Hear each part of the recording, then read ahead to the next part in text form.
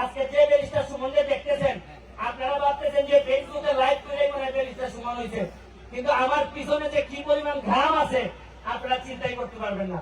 তবে আজকে একটা শেষ কথা বলে যাই, অনেকে ভাবেন যে রাজনীতি করে এমপি মন্ত্রী হইতে গেলে অনেক বড় বড় বাপের নিয়ে হওয়া লাগে মনে হয়, অথবা অনেক বড় বড় টাকার মালিক হইতে হয় মনে হয়। একটা ধারণা আমাদের বাংলাদেশে ছিল যে মনে হয় নেতা হইতে গেলে বিশাল খারাপ বা বিশাল টাকাওয়ালার মালিক অথবা বিশাল পরিবারের লোক না হইলে নেতা হওয়া যায় না। আমি একটা উদাহরণ, আচ্ছা বলেন তো ব্যারিস্টার সুমনের বাপের নাম জানেন আপনারা? আমার মার নাম জানেন? আমার দাদার নাম জানেন? ইভেন আমার যে সৈয়দ সাইদুল হক নাম, এই নামে আপনারা চিনেন না, আপনারা চিনেন ব্যারিস্টার সুমন, অথচ সার্টিফিকেটে সুমন নামই নাই। এইবার ভোটের সময় আমার সুমন নামই নাই এই ভোটার লিস্টে, এই কিসেতে ভোট কিসেতে ছিলেন বেরোতে পারে। তারপরে মানুষ আমার কর্মের কারণে আজকে দেখেন আমি পড়াশোনা করে আজকে আগাইছি বইলা আজকে আমি অনেক দূর যাইতে পারছি। আপনাদেরকে অনুরোধ করবো, দেখেন ফেসবুকে দ্বারাই আমি এক কথা বলি, আজকে আপনাদের সামনে আসছি। আজকে আমি সারা রাত এখানে থাকবো, আগামীকালকে সকালেও প্রোগ্রাম করব। আপনারা যারা আসতে চান এমপি সাহেবের বাসায় আমি সবার সাথে সেলফি যারা তুলতে চান আপনাদের সাথে আমি তুলবো, কথা দিচ্ছি কালকে পর্যন্ত। প্রয়োজনে আপনাদের মনে হয় 3 লাখ ভোটার আছে 3 ইউনিয়ন, এই 3 উপজেলায় একবারে 3 লাখ ছবি তুলে এনেছি। বিষয় নাই, কারণ যেভাবে সবুজ ফ্যামিলির ওনারা বিশেষ করে এমপি সাহেব যে খাওয়াইছে তাতে আমি আরো 2 দিন সেলফি তুলতে পারবো, কোনো অসুবিধা হইতে না। আমি আপনাদেরকে আবারও ধন্যবাদ জানাই। আর একটা বিষয়, আপনারা আবারও আমার দাওয়াত গ্রহণ করেন। আমি এই হাসানাকে বলবো এবং দুই আপাকে বলবো আপনারা একটা ডেট করে আমাদের হবিগঞ্জে যাবেন, 2 বাস নিয়ে যাবেন। হ্যাঁ, আপনারা দরকার হলে 3 বাস নিয়ে যাবেন। আমি হাসানাকে বলতেছি যদি দাওয়াতে টাকা লাগে পয়সা লাগে আমি কিন্তু আপনাদেরকে টাকা বহন করবো।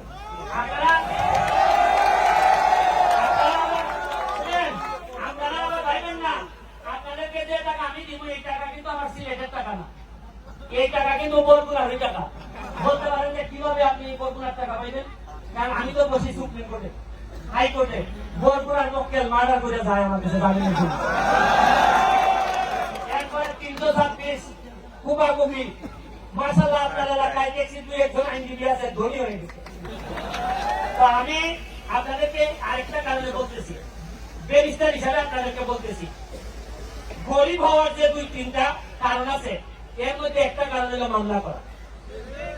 আপনি দেখেন আমার এলাকায় যতগুলো অ্যাডভোকেট আছে সব ধনী হয়ে গেছে, আর আমি ব্যারিস্টার আগে 10 লাখ এখন 40 লাখ এরপরে এখন 90 লাখ টাকার গাড়ি চালাই।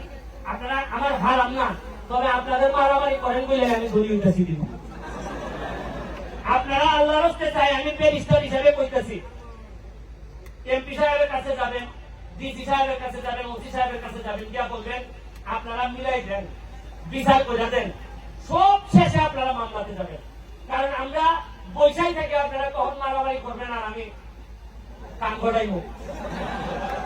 2টা মক্কেল ভালো করে বলবেন আর পাইলে আপনাদের সবার বাড়া আমার হয়ে যাবে। আমি আপনাদেরকে চাই আপনারা যেন মারামারি করে আমার হাইকোর্টে না যান। আমার বাপের যে পয়সা করে আছে এখান থেকে আমি আতিথ্যতা করতে পারবো, তবে কেন জানি মনে হয় আপনারা মামলাবাজি করবেন বলে। আমি আপনাদেরকে ব্যারিস্টার হয়ে আমি 160 ভোটে জবানবন্দি দিচ্ছি যে নিজেরে জোরাইয়া বক্তব্য দিতেছি কি আল্লাহর হস্তে মামলাতে দেন না, কি পরিমাণ ক্ষতি হয় এক একটা মামলায়। যারা মামলাতে করছে তাদেরকে জিজ্ঞেস করেন যে কি পরিমাণ ক্ষতি হয়। আপনারা নিজেরা সেটেল করবেন। আর দাওয়াত দিলাম, হাসানা একটা টিম নিয়ে যাবে, আমাদের চা বাগানের ভিতরে আপনাদের খেলাবো, অনেক ভালো লাগবে আপনাদের। আর শুনেন কথা শুনে একবারে আরেকটা জিনিস, আমি কিন্তু শুধু ফুটবল খেলতে আসি নাই, আমার বাচ্চা যারা বেশিরভাগ কোনোদিন বরগুনায় আসে নাই।